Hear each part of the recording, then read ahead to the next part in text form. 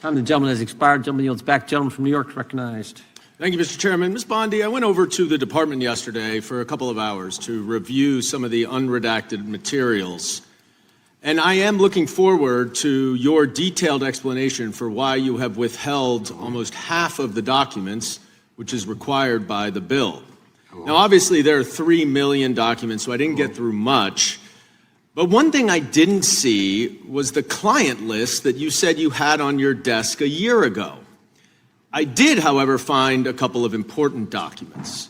An 86-page prosecution memo from the Southern District of New York and a draft indictment from Florida against Jeffrey Epstein's co-conspirators.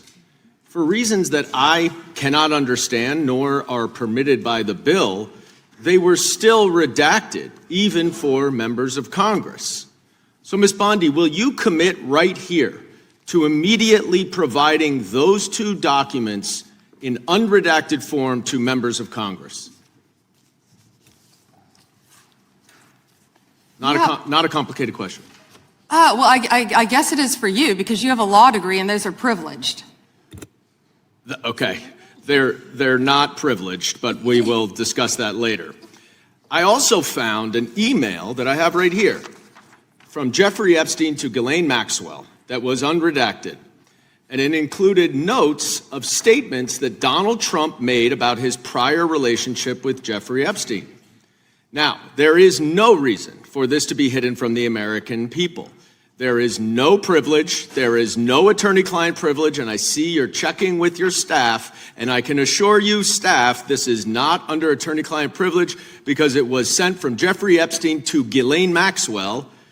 Will you commit to publicly providing the unredacted version of this so that the American people can understand the extent of Donald Trump's lies about his relationship with Jeffrey Epstein? You're about as good of a lawyer today as you were when you tried to impeach President Trump in 2016. Have you apologized for that in 2019? So will you unredact this? Will you were unredact lead this? counsel on that. Privileged. I'm asking you, will you unredact this? Privileged. Privileged, of course. I look forward to discussing this more. Now, these are obviously improper redactions. And let me stop for a minute. I'm talking. If they're not privileged, quiet. Don't yell at me. If they're not Mr. Chairman, would you stop the clock? This is on your time. It's not on Mr. Goldman. If they're not Even though privileged, you used your improper redactions, you'll like my answer. to If we continue review them to and they're not protect privileged, Donald Time belongs to the we will member. be happy to release them. We'll after stop the review. clock. We'll stop the clock. Time belongs to the member. Go ahead. even though you used improper redactions to protect Donald Trump and other predators associated with Jeffrey Epstein, you did the exact opposite thing with the survivors and victims of this scheme.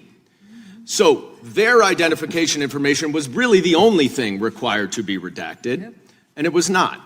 And it's clear this was not a mistake. This was not by accident. This was not because you only had 30 days when you really used 75, and that doesn't even include all the hours last March that you were redacting it.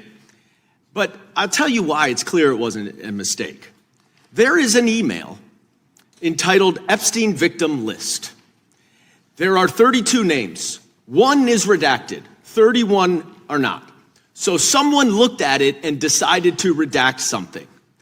And I will tell you that that is clearly intentional to intimidate these survivors and victims.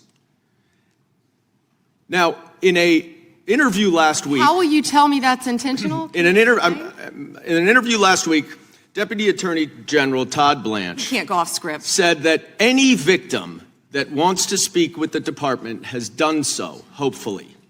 Well, thanks to the incredibly brave people sitting here behind you, we can actually ask them if that's true. Now, would the survivors and victims who are here please stand up one more time? Just by show of hands, how many of you or your loved ones actually have met with the Department of Justice and provided testimony and evidence? None. And of those of you who have not met, which is everyone, how many of you have reached out either individually or through a lawyer or representative to offer to provide testimony and evidence? All of them.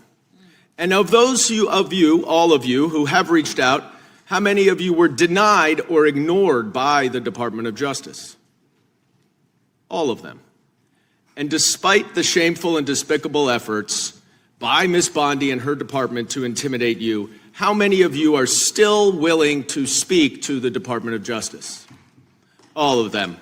Well, Ms. Bondi, it looks like you have some more witnesses to talk Gentleman's time has expired. to, and I yield back. We will go to the good gentleman from North Carolina, Congressman Knott. Thank May you. I have a moment, Congressman? Yes, ma'am. Thank you. Here we go. Here's the photograph. This is why he wanted to repeat everything that had been said previously on Epstein. This is his state, New York. You probably don't even know who this is. Wahid Mohammed from Afghanistan. Yes, because I'm no longer a prosecutor. Convicted of assault. Wow, he represents New York. Wow, yet he doesn't care about the illegal aliens convicted of crimes. Assault and homicide. No longer a prosecutor, so he doesn't care about his constituents. Here we go. Arson, El Salvador, Miguel Palacios. Fermin Flores Ramales, Mexico, rape. Let's talk about the Thank you. 70% of immigrants who are detained without a criminal conviction or arrest. Stop the clock. Stop the clock. Time belongs to Congressman Knott. Thank you, Mr. Chair. Madam Attorney General, I want to be sure that the American people